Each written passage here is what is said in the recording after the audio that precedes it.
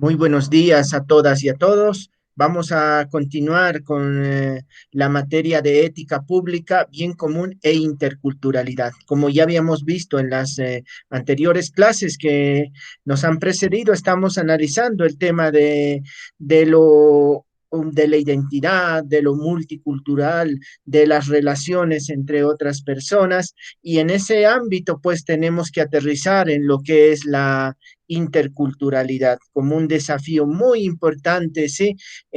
Para nuestro país. Entonces vamos a comenzar, ¿sí?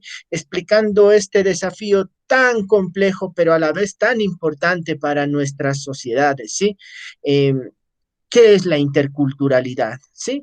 La interculturalidad, según varios autores, entre ellos Craig Jenkins, se va a basar en la relación entre personas o grupos sociales de diversa cultura, ¿sí? Naturalmente, entre esas relaciones entran en juego las identidades de cada uno de los diversos participantes. Las relaciones interculturales primarias ocurren a un nivel pequeño, ¿sí? Microsocial, interpersonales que se van refiriendo, por ejemplo, a la oficina, ¿sí?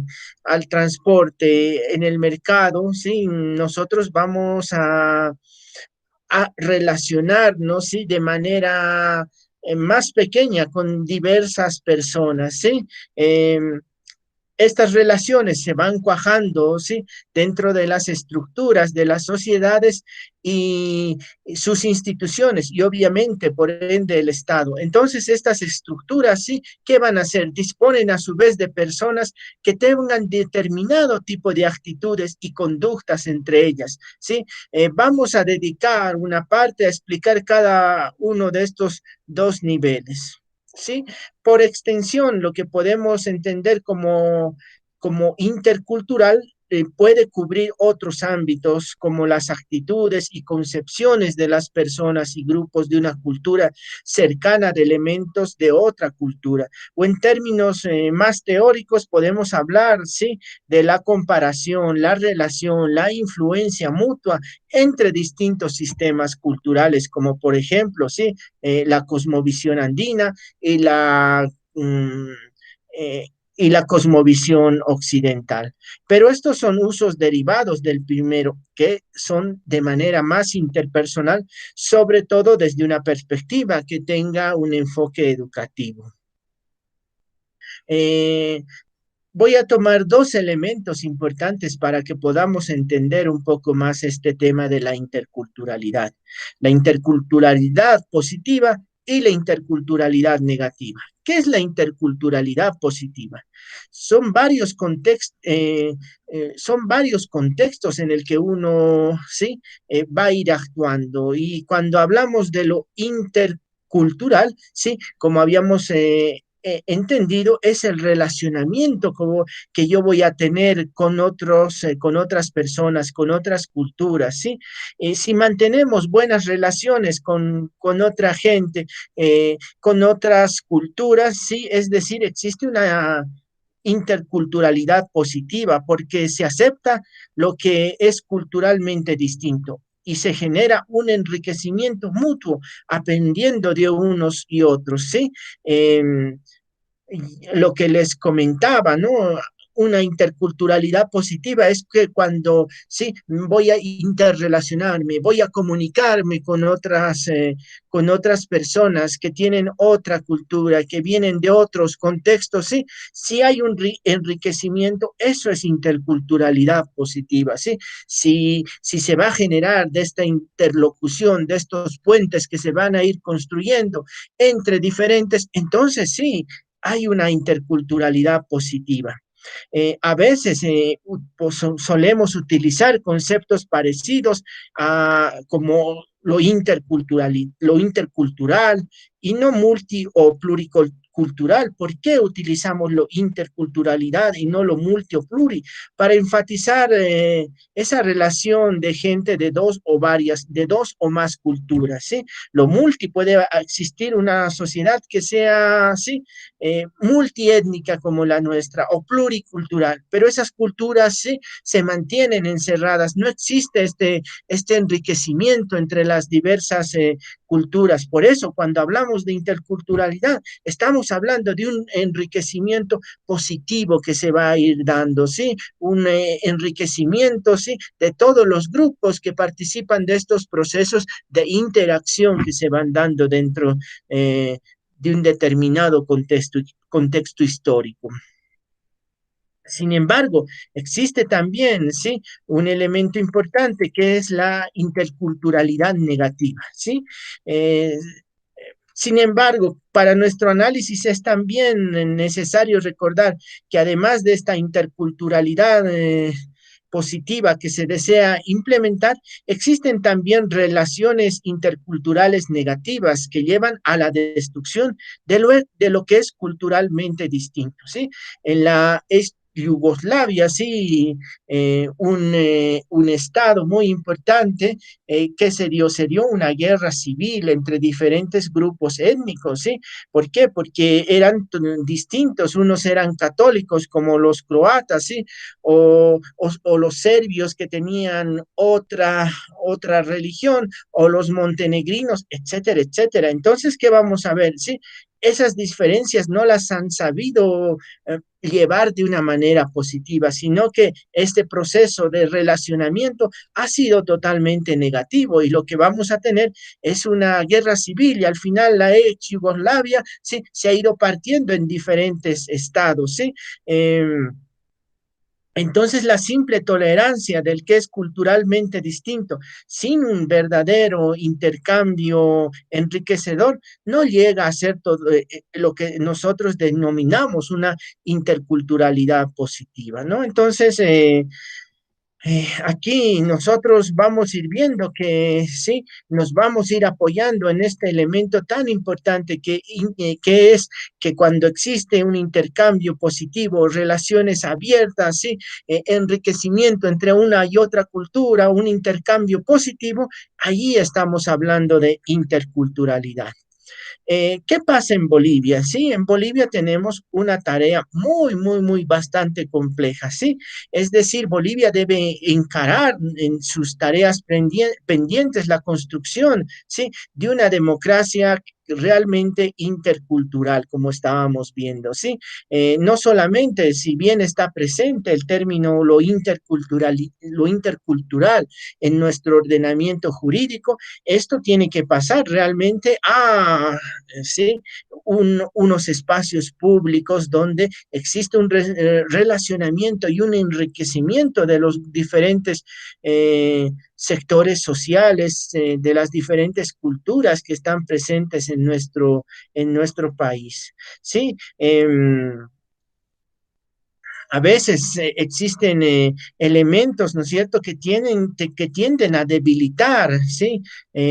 O tienden a generar elementos de división dentro, ¿sí?, de un Estado, y el caso boliviano no es la excepción, ¿sí? Estos términos como nación aymara, nación quechua, nación camba, nos van mostrando esos procesos de interculturalidad, ¿sí?, negativa, esos procesos donde, sí, lejos de aceptar al diferente, lo vemos como un extraño y no queremos relacionarnos, no queremos enriquecernos con él.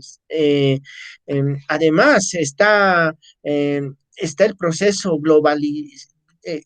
de globalización que vivimos, tecnológico, planetario, ¿no es cierto? Y esto va generando unos elementos de reforzar las identidades nacionales. Por otro lado, el multiculturalismo limitado y la interculturalidad incipiente de nuestro país ha inhibido hasta hoy la conquista de una cohesión nacional, ¿sí? Esto se debe a que no se ha transformado en interculturalismo, es decir, en redes de intercambio, de complementación entre visiones distintas. Esta vía es para el país, como ya se dijo, la más fecunda para para enfrentar los cambios que van a provenir de los procesos de globalización. Un prerequisito para la integración provechosa de Bolivia a la sociedad de la información es la construcción de un sentido común, un nosotros o una identidad incluyente que genere un clima de deliberación equitativo a fin de proponer metas colectivas a largo plazo. Por ello, la respuesta a los procesos que se vienen en el futuro es fundamentalmente política y pasa por el manejo apropiado de una red compleja de diferentes referentes identitarios. Este es el camino a veces tan difícil que tenemos en una sociedad sumamente diversa y compleja como la boliviana, así construir esos intercambios, esos enriquecimientos entre diversas culturas que tenemos en nuestro país. A veces vemos que hay polos y las sociedades se van dividiendo por temas políticos, por temas sociales, por temas culturales, y entonces ahí tiene que prestar sus servicios esta perspectiva política del Estado, de generar esa inclusión, de generar ese relacionamiento entre los diferentes. Por supuesto, como vemos ahí, no es una tarea fácil, sino es una tarea bastante compleja, pero tenemos el auxilio de un actor muy importante que es el Estado. El Estado tiene que encaminarse a eso, tiene que encaminarse a ir construyendo estos puentes, ¿sí? Para el enriquecimiento cultural de las distintas eh, identidades que existen en el país. Las capacidades eh, están precisamente, como les decía, en la construcción de espacios públicos de deliberación que vinculen creativamente a las distintas identidades que están en el país, pero también impulsar la inserción del país a los procesos globales, ¿sí? O sea, está bien las políticas de integración, de interculturalidad que se han ido dando, pero estas políticas no van a mm, estar eh, presentes en el cotidiano de las personas, sino también se habla de procesos económicos y políticos que ayuden, ¿sí? A que ningún grupo social se sienta ni más ni menos, sino que se den, ¿sí? Estos procesos de intercambio a partir precisamente de que, ¿sí? Se resuelvan esos grandes problemas económicos que tenemos en el país y esos problemas políticos de representación entre los diversos grupos que habitamos en este país. Eh, ¿Será posible caminar por esa vía? Resulta probable que las distintas identidades en Bolivia se complementen y se refuercen mutuamente con el auxilio de las nuevas capacidades que nos están brindando las tecnologías de la información y la comunicación. Al respecto, podemos plantear dos escenarios importantes. Por un lado, que esencialmente de las identidades que a veces son agravadas por la pobreza, se termine consolidando un bloqueo para las instituciones y los actores, consiguientemente, ¿sí? Un parálisis de los avances del desarrollo humano. El uso de las nuevas tecnologías empleadas para articular identidades diversas como referentes externos al país incluso podría agravar la situación de fraccionamiento de las mentalidades y acelerar la disolución de lo nacional como eje articulador de lo diverso. Es decir, no es que esté, si bien hay ese choque entre lo nacional, ¿sí? Y lo particular, que tenemos que ir construyendo precisamente ese elemento articulador, ¿sí? El Estado tiene que ser un elemento articulador importante de reconocer la diferencia que existe en sus sociedades, pero además generar estos puentes de integración entre lo diverso. Por otro lado, sí, el otro escenario que podríamos ver es justamente la situación contraria, en la que el desbloqueo se produce en virtud de un compromiso de diversas disposiciones y capacidades abiertas al cambio. Escenario a ser construido y que dependa del empuje de los actores sociales comprometidos con las transformaciones, transitar del actual multiculturalismo limitado, de esa interculturalidad negativa, a un multiculturalismo pleno positivo, ¿sí? Que es el cimiento mayor de un Estado, capaz de articular una comunidad de ciudadanos, tema abordado con mayor amplitud, ¿sí? En, en los elementos que hemos ido mencionando, ¿no es cierto? El Estado tiene que ser esta institución que nos permita a los bolivianos, sí, reconocernos en nuestras diferencias, pero además ir generando estos espacios de enriquecimiento mutuo entre cambas, collas, chapacos, aymaras, quechuas, guaraníes, etcétera, etcétera, ¿sí? Para a partir de esos elementos, ¿sí? De ese proceso intercultural positivo que se va a ir dando en nuestro país, plantearnos ya un relacionamiento con lo externo, con lo global, ¿sí? Para que podamos intervenir exitosamente en los procesos de inserción global. Bien, ¿qué más podemos hablar sobre estos temas? ¿Sí? De esta reflexión sobre Bolivia, una Bolivia democrática y verdaderamente intercultural. ¿Sí?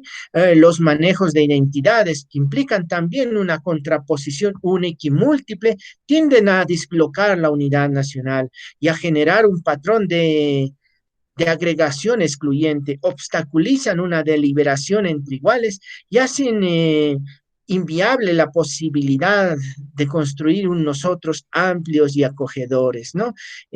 Por otro lado, sí, un adoctrinamiento unilateral y lineal limita las posibilidades de un acercamiento democrático y horizontal entre lo que somos diferentes, ¿sí? La condición de convertir a todos los distintos entorpece entonces cualquier posibilidad deliberativa. Los códigos de péndulos regionales o de corporativismos asistenciales pueden llevar a una dislocación de la identidad nacional que llevaría a una mayor fragmentación e invalidación de Bolivia como actor en la globalización. Eh, las adaptaciones flexibles, ¿sí? Serían el escenario ideal para expandir e impulsar de mejor manera el desarrollo humano. Su ductilidad y el rechazar con claridad cualquier esencialismo hace de esta vía la más apropiada para encarar el doble desafío boliviano de ser nación con su diversidad, ¿sí? Incluidas equitativamente y al mismo tiempo ser nación en el mundo. Este código permitiría realmente construir una verdadera interculturalidad en el país.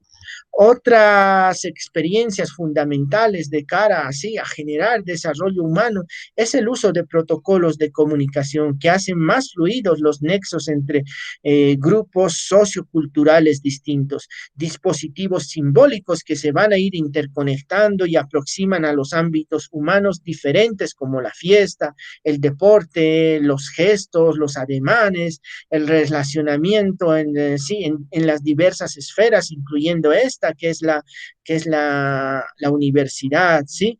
Para ir generando elementos de conciliación en los conflictos sociales que se puedan dar en nuestro país.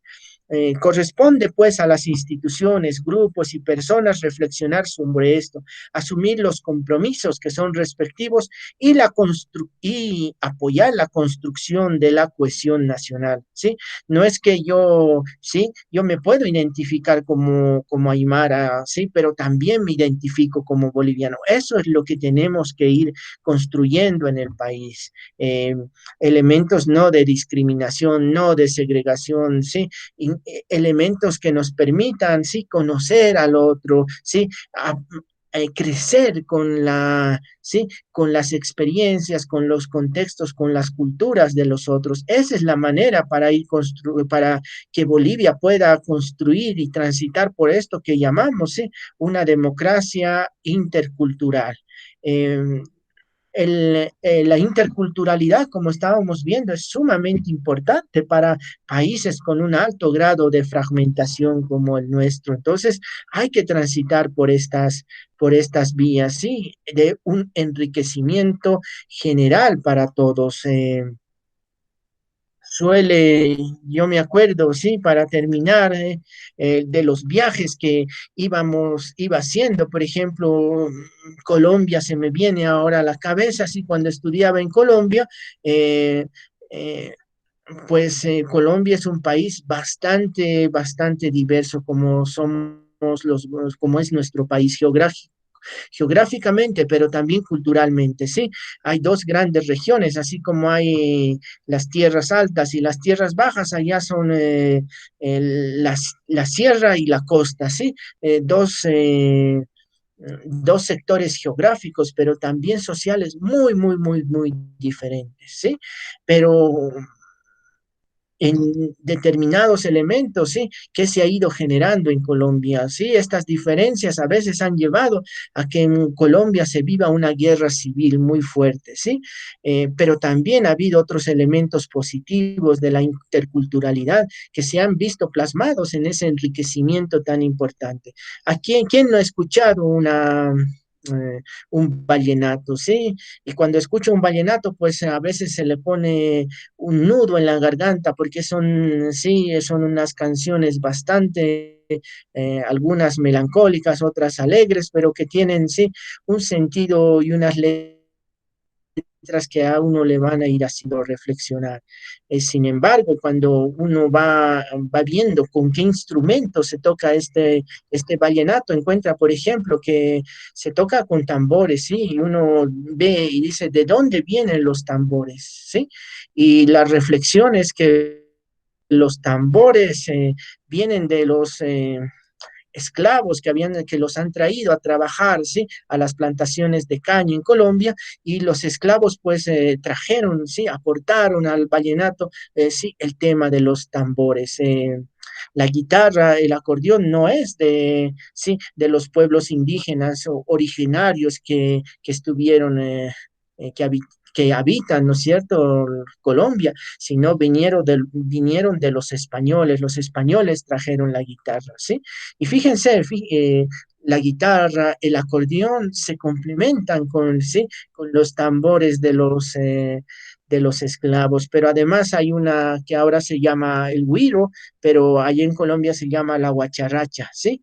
Que es un instrumento musical que trata de imitar, ¿sí? El canto de los pájaros, y pues fíjense, allí eso es ser un instrumento propio de las poblaciones indígenas. Entonces, imagínense, ¿sí? No sería el vallenato lo que es sin ese proceso de interculturalidad que se ha ido viviendo. Sí, el vallenato no es sí, no se toca con un solo instrumento, se tocan con muchos, sí, y estos instrumentos vienen de diversas culturas, de diversas poblaciones, y al final el vallenato viene a ser este proceso intercultural, sí, proceso intercultural tan importante, sí, no es solamente indígena, no es solo español o no es solo africano, sí, son ese relacionamiento, esa interacción que se va dando entre, entre estos instrumentos para sacar, pues, para que se toquen los vallenatos. Entonces, imagínense qué enriquecimiento más grande es escuchar un vallenato y además tocarlo, ¿no es cierto? Nos va mostrando eso, que al final o podemos tener esa perspectiva, esa interculturalidad negativa, ¿sí? O ese multiculturalismo o ese pluriculturalismo donde existen diferentes grupos que se toleran, pero en determinados momentos van a surgir los conflictos, como lo que pasó en Colombia, ¿sí? Unos conflictos políticos que van a exacerbar las divisiones sociales, y esas divisiones sociales nos van a llevar a qué? A enfrentamientos, ¿sí? A una guerra civil como la que vivió Colombia. ¿Y qué nos está mostrando eso? Nos está mostrando que sí, no solo veamos lo malo de Colombia, ahí les estoy dando otro ejemplo de cómo el vallenato ha ido generando, cómo la música ha ido generando esos procesos de inclusión. Eh, de interculturalidad entre distintos grupos, ¿sí? Y pues cuando uno va a Colombia, ¿sí? Si uno se va a Cartagena, a Santa Marta, a la costa, ahí está el vallenato, ¿sí? Ahí están tocando en plena playa los músicos. Pero si te vas a la capital que queda en las sierras como La Paz, ¿sí? Una capital que está a 2.600 metros sobre el nivel del mar, ¿qué vamos a tener? Vamos a tener que también los jóvenes bailan, ¿sí? Se sienten felices de, de, de acompañar sus fiestas con el vallenato. Entonces, ahí nos está mostrando estos procesos de interculturalidad, sí, de inclusión, de enriquecimiento, o sea, lo intercultural, el multiculturalismo, sí, lo pluricultural, a veces nos llevan, sí, a no a cerrarnos un poco, a no relacionarnos con los otros. La interculturalidad no, sí, la interculturalidad cuando es positiva genera enseñanzas, genera enriquecimientos, genera procesos de articulación y de inclusión. Entonces, esto es lo más importante que podemos rescatar de todo, de todos estos temas que hemos ido viendo. Y como país tenemos que ir transitando por ese camino, ¿sí? No por el camino de agarrar y, y mi huipal es lo primero, o no agarrar mi, mi patujú, ¿no es cierto? Tiene que ser, es lo más importante. No, tenemos que generar estos procesos de que se respeten nuestras identidades, pero además, ¿sí? No solo está en eso, sino está en un proceso de intercambio y de enriquecimiento entre nosotros. Y ese intercambio va a pasar por el Estado, va a pasar por construir lo nacional, es decir, no nos quedemos solamente con, sí, que se respete mi identidad, sino también generar un proceso de inclusión con los otros. Cuando estaba en España, pues se iban dando esos procesos identitarios muy fuertes con las crisis políticas y económicas que pasó España. Y los catalanes que quieren separarse de España, ¿sí? Los vascos también, ¿sí? Se dicen somos el país vasco. Y al final, sí, no saber generar estos procesos de inclusión nos va a llevar a la destrucción del Estado, de la unidad nacional. Y eso es lo que como bolivianos, ¿sí? Eh, no tenemos que caminar por ese sendero, ¿sí? Por ese sendero que nos puede conducir a separarnos, a dispersarnos, sino que en nuestras diferencias tenemos que buscar la cohesión nacional, ¿sí? La unidad. Y esa cohesión, esa unidad va a depender precisamente de que, sí, generemos estos procesos de inclusión positiva entre diferentes. Eh, Bien, vamos a quedar acá, sí, y ya la próxima clase, sí, para ir culminando estas pequeñas reflexiones en torno a sí, en torno a la ética, al bien común, a la interculturalidad, pues vamos a ir viendo desde un elemento este tema de la interculturalidad desde una perspectiva política. Y esa perspectiva política va a pasar precisamente por un poquito ir contando, ir viendo el tema del movimiento indígena en Bolivia, ¿no? Cómo se ha ido desarrollando y cómo movimiento indígena nos va a ir mostrando precisamente unos elementos de resistencia, de lucha, ¿sí? De identificación, pero también, sí, unos elementos que le permitan al movimiento indígena, ¿sí? Ver que el movimiento indígena, sí, también tiene estos procesos de relacionamiento con los demás, pero desde una perspectiva política, ¿sí? Por eso la próxima clase vamos a ir viendo cómo el movimiento indígena, ¿sí? Se movilizaba, ha llevado adelante la construcción de sus sindicatos y además de sus partidos políticos. Y estos elementos le han permitido tomar el poder en el país. Entonces, la próxima clase va a estar encaminada precisamente ya en su última parte a que reflexionemos sobre el movimiento indígena y su participación política y social en el país. Entonces, les agradezco por haber estado en esta clase, por haber escuchado y reflexionado junto con Wilfredo y mi persona sobre estos elementos tan importantes que son la interculturalidad, ¿sí? Y cómo Bolivia tiene unos desafíos importantes para generar a través de su democracia estos procesos de integración positiva. Muchas gracias y quedamos para la siguiente clase. Un abrazo grande y se cuidan mucho.